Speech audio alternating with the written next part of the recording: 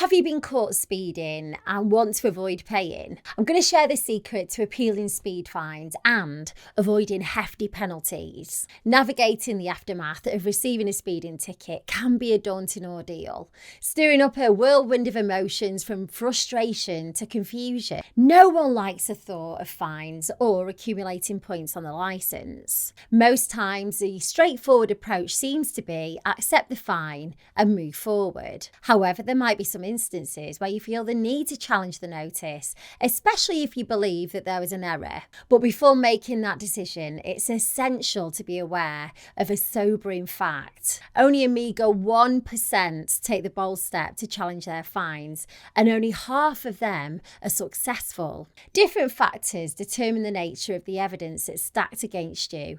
Were you directly pulled over by an officer? If that's the case, the evidence is typically more direct and might seem uncontestable since it's an officer's word against yours. But if you were captured by a speed camera, things can get a bit murkier. Camera photos, though designed to be clear, can sometimes produce unclear images, making you question their validity. If you got snapped, it's worth noting that you can request these photographs. However, a word of caution, proving that the driver isn't visible in the picture doesn't exempt you from the fine. Modern technology has been a game changer in many areas, and traffic regulations no exception. Modern speed cameras have evolved to do more than just detect speed violations. Now they're equipped to check for valid tax, insurance, and MOT. And while you might take solace in the fact that all cameras aren't always active, just them being there serves as a potential deterrent against speeding. If you find yourself facing a fine, understanding its structure is crucial. Speeding penalties in the UK are systematically categorised into different bands depending on how much you exceeded the speed limit. At the lower end, you might find yourself parting with up to 75% of your weekly income for exceeding 1 to 9 miles an hour.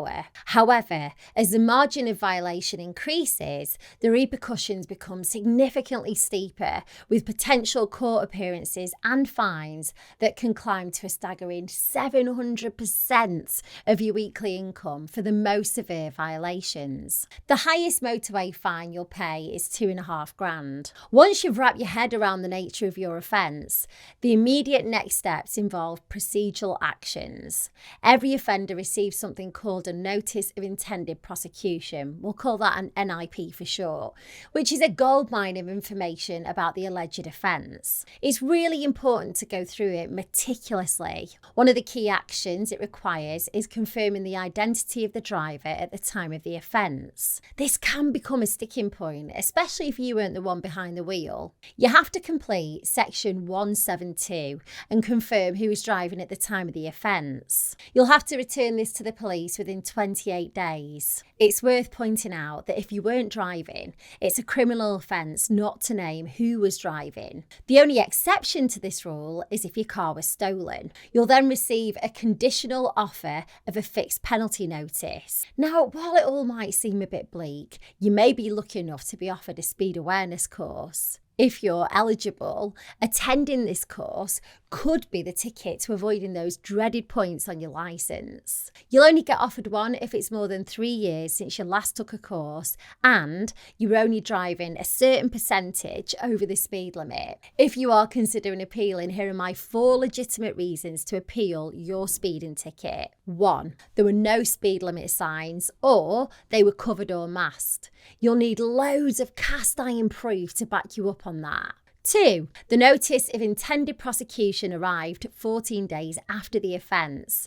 Now, this isn't always a quick win. Sometimes a DVLA can be slow to provide your details, especially if it was a hire car. So as long as the police have acted within the right time frame, this won't stand up in court. 3. The speed camera wasn't calibrated correctly. The equipment used to monitor your speed should be checked and reviewed every 6 months.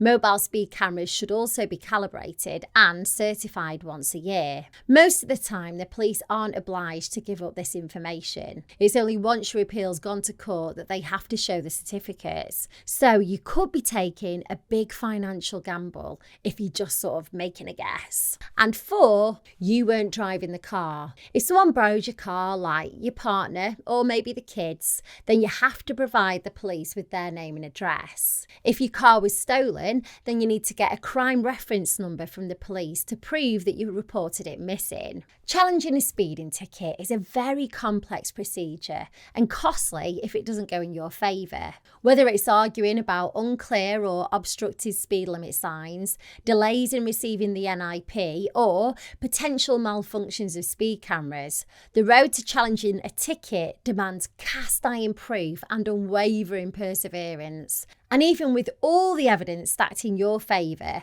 the harsh reality is that a win is never guaranteed. However, it's not just about the possibility of the appeal failing, it's also about the consequences of that failure. Stepping into court comes with its own set of risks. Fines can skyrocket, additional penalty points might be loaded onto your licence, and in some severe cases, you might even face disqualification from driving. But it's not all doom and gloom. There are proactive steps that you can take to avoid landing in such a predicament in the first place. Leveraging modern tools like apps and sat-navs can alert you to speed limits and upcoming speed cameras, and using cruise control can help you maintain a consistent speed. Keeping yourself updated about changes in traffic rules or speed limits in frequent areas can also prove to be invaluable. While appealing might seem like a good idea, it's essential to weigh the potential costs against the benefits meticulously. And whatever path you choose,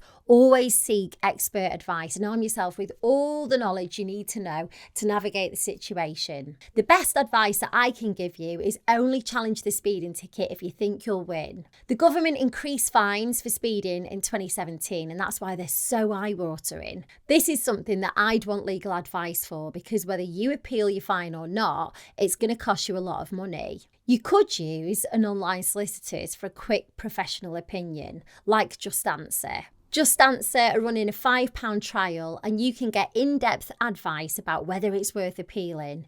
Imagine how much money and time it could save you in the long run. I've left a link below this video, and if you use that link, you'll be supporting Money Nerd, so thanks.